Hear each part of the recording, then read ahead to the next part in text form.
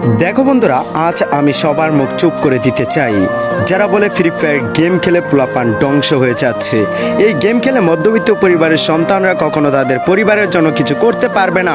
যাদের পরিবার বড়লোক, বাবার অনেক টাকা, তারা কিছু করতে পারবে, কারণ তাদের হাতে গেমিং ফোন লাখ টাকার উপরে। অন্যদিকে মধ্যবিত্ত পরিবারের সন্তানদের হাতে গেমিং ফোন 10,000, 12,000, 15,000, 20,000 টাকার ফোনে গেম প্লে করে, আবার তারা স্বপ্ন দেখে লাখ টাকা কামাবে ফ্রি ফায়ার গেম থেকে। কি বিষয়টা হাস্যকর না? আমি বলবো তোমার হাসতে মন চেয়েছে, তুমি হাসো, কিন্তু গেম নিয়ে বড় কোনো স্বপ্ন দেখলে, পরিবারের জন্য কিছু করতে চাইলে কখনো দামি ফোন লাগে না। শুধু মনকে বোঝাতে হবে আমি এটা করব, আমি যেটা স্বপ্ন দেখছি তা পূরণ করব, তার জন্য দামি কোনো ডিভাইস লাগে না। সেটা প্রমাণ করে দিয়েছে মধ্যবিত্ত পরিবারের সন্তান। মাত্র 12,000 টাকার ফোন দিয়ে একটা ছেলে নিজের স্বপ্ন পূরণ করার যুদ্ধ করেন, তিনি সফল হতে পেরেছেন। আজ সে কোটি টাকার মালিক। তবে তার যদি পিছনের কথাগুলো তুলে ধরি, তোমাদের কান্না আসতে পারে। এবং যারা ফ্রি ফায়ার গেম নিয়ে স্বপ্ন দেখো কিছু একটা করবা ফ্যামিলির জন্য, নিজের জন্য, তাহলে এই ভিডিওটা তোমার দেখতেই হবে। তো চলো বেশি কথা না বলে আজকের সেই ছেলের জীবন কাহিনী তোমাদের সাথে শেয়ার করা যাক।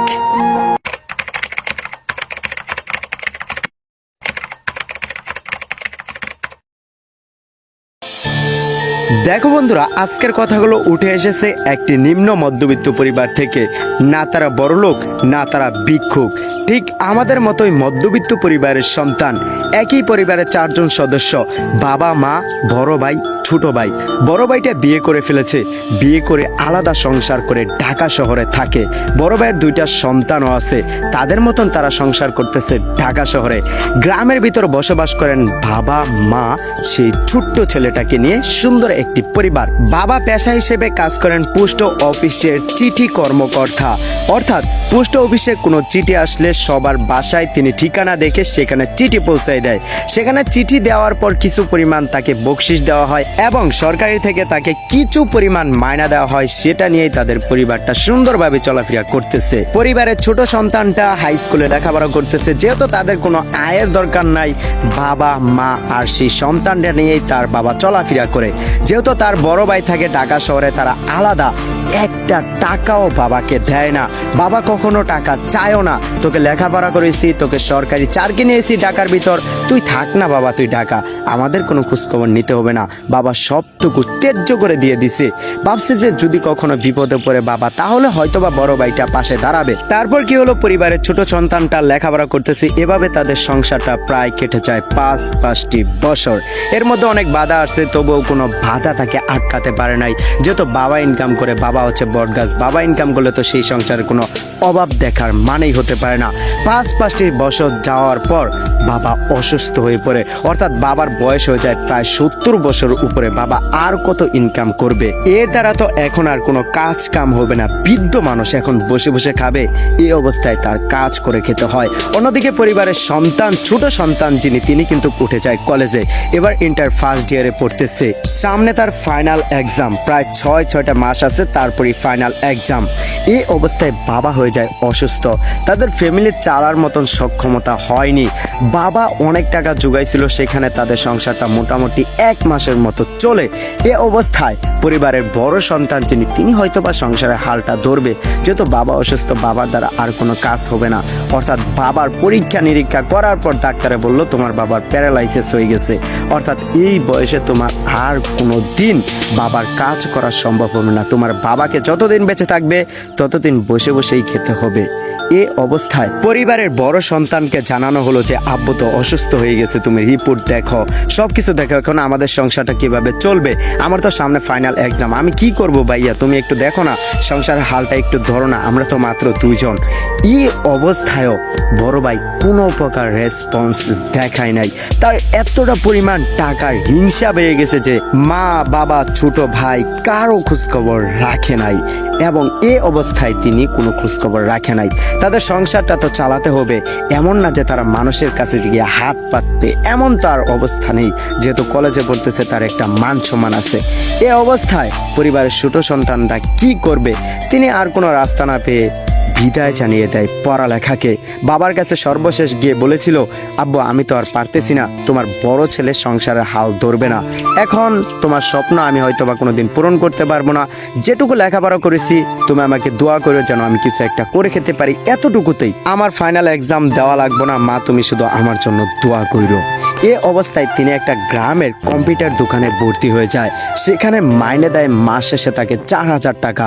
প্রথম অবস্থায় তিনি তো তেমন কোনো কম্পিউটারের কাজ কাম পারে না, তার ডিউটি করতে হয় 8 ঘন্টা। বাকি সময়টাতে পরিবারের ছোট সন্তান ফ্রি ফায়ার গেম প্লে করে। মাত্র 8 ঘন্টা ডিউটি, বাকি যেটুকু সময় থাকে ঘুমানো বাদে সবটুকু সময় তিনি ফ্রি ফায়ার গেমের ভিতরে ব্যয় করে। এভাবে তাদের সংসার প্রায় 4 মাসের মতন চলে যায়। বাবার ওষুধ কিনতে হয় মাত্র 4,000 টাকা দিয়ে কি সংসার চলে? মা ছেলে বাবা অসুস্থ, তার ওষুধের পিছেই তো 2,000 টাকা যায়। এভাবে তাদের 4 মাসে দেখা গেল সংসারে অনেক টাকা ঋণ হয়ে গেছে। এই অবস্থায়ও বড় ভাই কোনো প্রকার সংসারের খোঁজ খবর রাখেনি। ছোট সন্তানটা পরিবারের চিন্তা ভাবনা করলো, এভাবে তো আমাদের সংসারটা চলবে না, কখনো তো কিছু করতে পারবো না মা বাবার জন্য। এই 4,000 টাকা দিয়ে কি কখনো কিছু হয়? আরও 1 বছর কাজ করার পর তখন তার বেতন বাড়বে, এই অবস্থায় কোনো প্রকার বেতন বাড়বে না। তাই সে ইউটিউবে ঘাটাঘাটি করলো কিভাবে টাকা ইনকাম করা যায়। অনেক ঘাটাঘাটি করার পর দেখলো ফ্রি ফায়ার গেমিং ভিডিও করে অনেকেই তারা নাকি অনেক টাকা ইনকাম করে, তাদের গেম প্লে অনেক ভালো, তাদের ভয়েস কোয়ালিটি ভালো, অর্থাৎ তারা লাইভ স্ট্রিম করে, এখানেও তারা টাকা পয়সা পায়। এটা দেখে পরিবারের ছোট সন্তান চিন্তা করে যে এরা ভিডিও বানাইয়া লাইভ স্ট্রিম করে সাধারণ একটা ফোন দিয়ে টাকা ইনকাম করতেছে, আমার হাতেও তো 12,000 টাকার ফোন আছে, আমার আব্বু কিনে দিয়েছে, আর এদের গেম প্লে দেখো না কতটা পরিমাণ খারাপ, আর আমার গেম প্লেও তো অনেক বেশি ভালো, এদের চাইতে আমার সব দিক দিয়ে অভিজ্ঞতা ভালো, এরা পারলে আমি কেন পারবো না। সেখান থেকেই পরিবারের ছোট সন্তান ইউটিউব দেখে দেখে একটা ইউটিউব চ্যানেল ক্রিয়েট করে ফেলে। প্রথম সে ভাবলো আমার ইউটিউবে কি ভিডিও দেওয়া যাব, সে কোনো কিছুই খুঁজে পাচ্ছিল না, আমি কি ভিডিও দিব, আমারে তো কেউ চিনে না, এখন আমি কি বলে কি করব, আমি তো কিছুই বুঝতেছি না।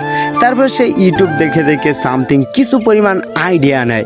সে একটা সর্বপ্রথম বিআর র্যাঙ্কের ভিডিও আপলোড করে, যেটাতে 4 দিন চলে যায়, 5 দিন চলে যায়, একটা ভিউ আসে না, তার ভিডিওতে ভিউ আসে না। এটা দেখে সে কিছু পরিমাণ মন খারাপ করলো, আবার একটু সান্ত্বনাও পায় যে যাই হোক আমি তো বসে থাকি, আমি ভিডিও বানাইলে তো কোনো প্রকার সমস্যা নাই, আমার বাকি সময়টা তো কোনো না কোনো কাজে লাগতেছে, আমি তো কিছুটা পরিমাণ শিখতে পারতেছি। সে এভাবে ডিউটি করার পর প্রায় যতটুকু সময় থাকে সবটুকু সময় একটা ভিডিওর উপর এফোর্ট দিত। তখন দেখলো 3-4 মাস কষ্ট করার পর দেখতে পারতেছে যে তার ভিডিওতে ভিউই আসে না, আগে যেমন 0 আসতে এখন 7টা-8টা আসে। এই অবস্থায় সে খুবই হতাশ যে কি ব্যাপার, মানুষে খুব তাড়াতাড়ি সফলতা পেয়ে যাচ্ছে, আর আমি 4 থেকে 5টি মাস মাথার ঘাম পায়ে ফেলে ভিডিও করতেছি, কোনো প্রকার আমার ভিডিওতে ভিউ আসতেছে না। এটা দেখার পর সে আরও একটু ঘাটাঘাটি করে তারপর সে বুঝতে পারলো আসলে ভিডিও বানাইলেই হয় না, মানুষের মনের মতন ভিডিও বানাতে হয়। তারপর সে নিজেকে একটু আপডেট করার চেষ্টা করলো, আরও নিজেকে ভয়ঙ্কর করার চেষ্টা করলো, যে এটা দেখে সে একটু অনুপ্রেরণা পাইলো যে আমার তো সর্বপ্রথম 0 ভিউ আসতো, এখন তো 7জন-8জন তো ভিডিওটা দেখে, তো আমি এখন যদি হাল ছেড়ে দিই তাহলে তো আমার 3 থেকে 4টি মাসের মেহনত সম্পূর্ণ বৃথা, আমি যা শিখলাম এতদিন সবটুকু কি আমি একদম শুধু শুধু ছেড়ে দেব, আমার কি কোনো মূল্য নেই? এটা ভেবে সে আবারও শুরু করে দেয়। 8 ঘন্টা ডিউটি করে বাকি সময়টাতে সে সম্পূর্ণ এমন মনোযোগ দেয় যে এই ভিডিওর পিছনে কি আছে আমি তা দেখব। এভাবে প্রায় 3 থেকে 4টি মাস আবারও কষ্ট করে ফেলে, প্রায় 1 বছরের কাছাকাছি চলে আসে। তার চ্যানেলের সাবস্ক্রাইবার হয় 1200, প্রায় ভালোই ভিউ যাইতেছে, 600-700 পর্যন্ত ভিডিওতে ভিউ যায়। এটাতেও পরিবারের ছোট সন্তান ভালোই খুশি। যাই হোক, আমাকে 700-800 মানুষে তো ভালোবাসে আমার ভিডিও দেখে। সে এতদিন ভিডিও করে একটা জিনিস খুব ভালোভাবে বুঝতে পারলো, তার মোবাইলের ডিসপ্লে কোয়ালিটি একদমই ভালো না, তার গেম প্লে কেউই দেখতে পায় না, এমন গুলা হয়, আর ফোন একদম আইটা যায়। তো এটা সলভ করার জন্য, যেহেতু বড় ভাই ঢাকা শহরে থাকে, মা বাবার কোনো প্রকার খোঁজ খবর নেয় না, তারই সব কিছু চালাইতে হয়। সে বড় ভাইকে ফোন দিল যে বড় ভাই দেখো আমার একটা ফোনের দরকার, আমি একটু ইউটিউবিং করতেছি, যদি আমাকে কিছু টাকা দিতা আমি একটা ফোন এটা বিক্রি করে ভালো একটা ফোন নিতাম। এই অবস্থায়ও বড় ভাই ছোট ভাইকে কোনো প্রকার হেল্প করে না, ডাইরেক্ট বলে আমার কাছে কোনো টাকা নাই, তোর বাপ মা নিয়ে তুই থাক, আমার কোনো বাবা নাই মা নাই, আমি একাই থাকি, আমি ঢাকা শহর, আমি একা, আমার কোনো পরিবার নাই। এটা শোনার পর ছোট ভাইটা অনেকক্ষণ কান্না করে একটা জিনিস বুঝতে পারলো, বাবা মার জন্য যাই করতে হবে সবটুকু আমাকেই করতে হবে। আমি হচ্ছে পরিবারের মূল, বাবা মার স্বপ্ন আমিই পূরণ করতে পারবো। এটা ভেবে সে কোনো প্রকার তার ফোনের দিকে তাকালো না। সে আবারও শুরু করলো খুব ভয়ঙ্করভাবে। তার কোনো ভিডিওর কোয়ালিটি লাগবে না, শুধু তার ভয়েস দিয়েই মানুষের হৃদয়ে জায়গা করবে। এভাবে 8 ঘন্টা ডিউটি করার পর একদম টানা ভিডিও এডিট করতো রাত 10টা থেকে সকাল পর্যন্ত, মাত্র 2 থেকে 3 ঘন্টা ঘুমাইতো। বাবা মার স্বপ্নের পিছনে এতটুকু কিছুই না। তার মন চাইতো যে আমি কোনো ঘুমাবোই না যতদিন মা বাবার স্বপ্ন না আমি পূরণ করতে পারবো। এই ফ্রি ফায়ার গেম খেলে যতদিন পর্যন্ত আমার পরিবারের মুখে হাসি না ফোটাবো ততদিন পর্যন্ত আমি হাল ছাড়বো না। এদিকে বাবাও অনেক বেশি অসুস্থ হয়ে পড়তেছে, তাদের পরিবার ঠিক মতনও চলতেছে না। তার বাবা একদম মৃত্যুর মুখে মুখে অবস্থা। এই অবস্থায় সে একটা ভিডিও করে, পুরোপুরি সারা রাত বসে ভিডিওটা করে তার শুধু মনের কথাগুলো তুলে ধরে, তার মনে কি কি চলতেছে, তার পরিবারের কি অবস্থা। এ অবস্থায় তার বড় ভাই কোনো প্রকার ফ্যামিলিতে সাপোর্ট করতেছে না। এদিকে আমি কি করব, আমার বাবা অনেক বেশি অসুস্থ। তার মনের কথাগুলো শেয়ার করতে যাইয়া সে এত পরিমাণ কান্না করে দিছিল। সেই ভিডিওতে কান্না করতে করতে ঠিক মতন কথাই বলতে পারতেছিল না, তারপর সুন্দরভাবে কথাগুলো গুছিয়ে বলে কান্না করতে করতে বালিশ ভিজিয়ে ফেলে এমনভাবে ভিডিওটা করে শুধুমাত্র তার মনের কথাগুলো তুলে ধরছে। তার ভিডিওটা সারা রাত বসে এডিট করার পর ভিডিওটা ছেড়ে ঘুমাইয়া অফিস থেকে এসে দেখে ভিডিওটা ব্লাস্ট হয়ে গেছে। শুধু আর কথা, ইউটিউবে একদম নেপাল সার্ভার পুরো ব্লাস্ট করে দিছে। ভিডিওটা এত পরিমাণ ভাইরাল হয়েছিল যা বলার বাইরে। প্রায় 90% মানুষ সেই ভিডিও দেখে কান্না করছে। কান্না করতে করতে অডিয়েন্স কমেন্ট করে যে ভাই মানুষ এত কষ্ট নিয়ে কিভাবে বাঁচে।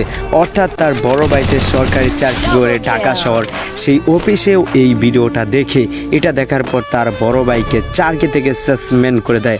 অর্থাৎ তার বড় ভাইও এক পর্যায়ে ডাউন খেয়ে যায়। এত পরিমাণ ভাইরাল হয়েছিল এই ভিডিওটা। এই ভিডিওটা ভাইরাল হওয়ার পর সেই ছেলেটার পিছন দিকে আর একটুও ফিরতে হয় নাই, শুধু তার মনের রিয়েল লাইফ গল্পগুলো তুলে ধরছে মানুষের সামনে। সুন্দর সুন্দর গল্প তুলে ধরছে, নিজের মনের কষ্টগুলো তুলে ধরছে, মানুষকে ইন্সপায়ার করছে। তার কথাগুলো মানুষের হৃদয়ে এতটা পরিমাণ লাগতো যেন একদম সে রিয়েল লাইফ, সে যেন আমার মনের কথা সব কিছু জানে। এভাবে কথাগুলো মানুষের হৃদয়ে গিয়া লাগতো। তাই তো তার বেশি দিন পরিশ্রম করতে হয় নাই, মাত্র 3 মাসের ভিতর পরবর্তী তার চ্যানেলে 1 মিলিয়ন সাবস্ক্রাইবার ডান হয়। বর্তমানে তা দাঁড়িয়েছে মিলিয়ন সাবস্ক্রাইবার। সেই ইউটিউবারের নামটা আমি গোপন রাখবো, কারণ আমরা যখন গল্পের ভিডিও বানাই তখন মানুষের মনকে জাগিয়ে তুলি। অর্থাৎ তুমি যে একজন ব্যর্থ ছেলে নয় সেটা প্রমাণ করি এগুলো ভিডিওর মাধ্যমে।